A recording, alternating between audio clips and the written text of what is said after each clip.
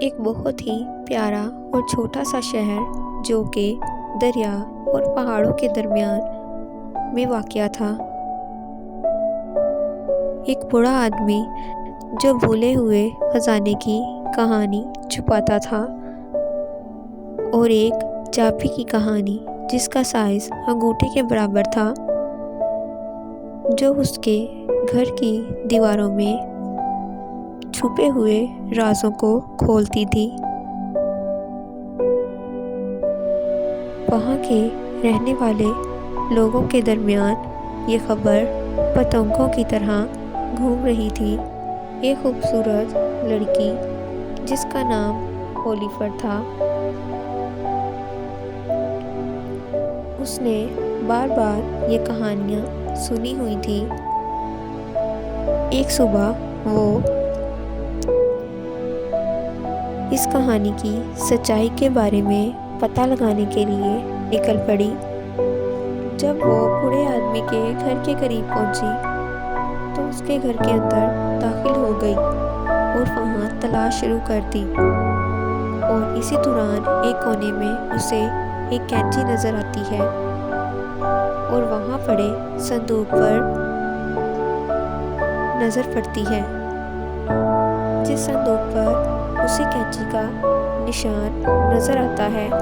تو وہ صندوق پر وہ کینچی رکھ دیتی ہے، تو وہ صندوق کھل جاتا ہے، جس کے اندر اسے ایک چھوٹی سی چابی نظر آتی ہے، جسے دیکھ کر اولیفر بہت خوش ہوتی ہے۔ اولیفر اس گھر کے تمام دروازوں میں اس چابی کو آزمانا شروع کرتی ہے۔ آخرکار اسے وہ دروازہ مل جاتا ہے جس پر وہ چابی اپنا اثر دکھاتی ہے، اور دروازہ کھل جاتا ہے۔ دروازہ کھلتے ہی اولیفر کے چہرے پر ایک سنہری روشنی پڑتی ہے جو خزانے کی ہوتی ہے۔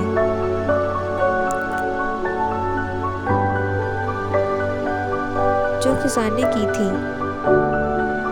اولیفر خزانے کو دیکھ رہی ہوتی ہے کہ اس کی نظر ایک کتاب پر پڑتی ہے جو بہت دھندلی ہوتی ہے۔ وہ آگے بڑھتی ہے، اس کتاب کو اٹھا کر صاف کرتی ہے اور اسے پڑھنے لگتی ہے۔ جیسے ہی وہ اس کے صفحات پلٹ رہی تھی تو اسے مختلف کہانیاں اس کتاب میں نظر آتی ہیں جو کہ قربانی، محبت، غداری اور جذبات سے بھری ہوئی تھی۔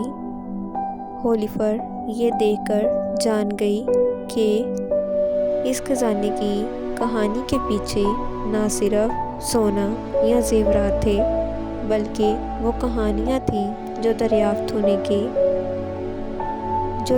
ہونے کا انتظار کر رہی تھی، اور یہ کہانیاں نئے جاننے والے علم اور ماضی کو کھولنے کی چابی سے لیس تھیں۔